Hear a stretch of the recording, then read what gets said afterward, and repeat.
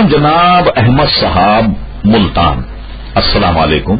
ہم آپ کے ممنون ہیں کہ آپ نے ہماری ویب سائٹ اہل سنت .net پر یاد فرمایا. محترم احمد صاحب، آپ کا سوال ہمیں موصول ہوا، جواب حاضر.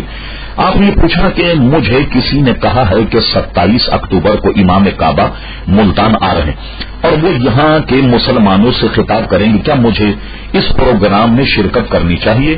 محترم احمد صاحب، اگر آپ ملتان میں ہیں تو بڑی عجیب بات ہے کہ کسی نے آپ کو بتایا تو پتہ لگا. میں خود ابھی ملتان ہی سے آیا ہوں، سارے ملتان میں پوسٹر لگا ہوا کہ اہل حدیث کانفرنس کر رہے ہیں اور انہوں نے مسلمانوں کا اور اہل سنت کا شکار کرنے کے لیے امام کعبہ اور امام مدینہ منورہ کو بلایا تاکہ مسلمان یہ کہیں کہ بڑی مقدس جگہ سے امام آئے ہیں اور وہ بھی انہی کی بات کر رہے ہیں تو یقیناً یہی حق ہوگا اور یہی اسلام ہوگا. محترم احمد صاحب، آپ کے ذہن میں رہے کہ جو کانفرنس یہ ٹولہ کر رہا ہے جس کو اہل حدیث کہتے ہیں، یہ بذات خود ایک گمراہ ٹولہ ہے کہ جو امام اعظم ابو حنیفہ بلکہ چاروں ائمہ کی تقلید سے انحراف کرتا ہے اور یقیناً گمراہ ہے.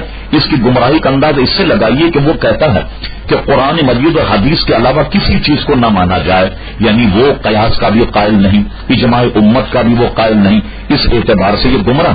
اپنی گمراہی کو چھپانے کے لیے انہوں نے امام کعبہ اور امام مسجد نبوی کو بلا کر مسلمانوں کے شکار کرنے کی کوشش کی ہے. لہذا ایسے پروگرام میں ہرگز مت جائیے کہ خدا نہ خواستہ کہیں آپ کے ذہن میں کوئی بات بیٹھ گئی تو آپ اپنے مذہب مہذب اہل سنت و جماعت سے کہیں خدا نہ خواستہ آپ بدزن ہو گئے یا انحراف کریں تو ظاہر ہے کہ پھر اس کے بعد کچھ بھی نہیں رہ جائے گا بلکہ سب کچھ لٹ جائے گا.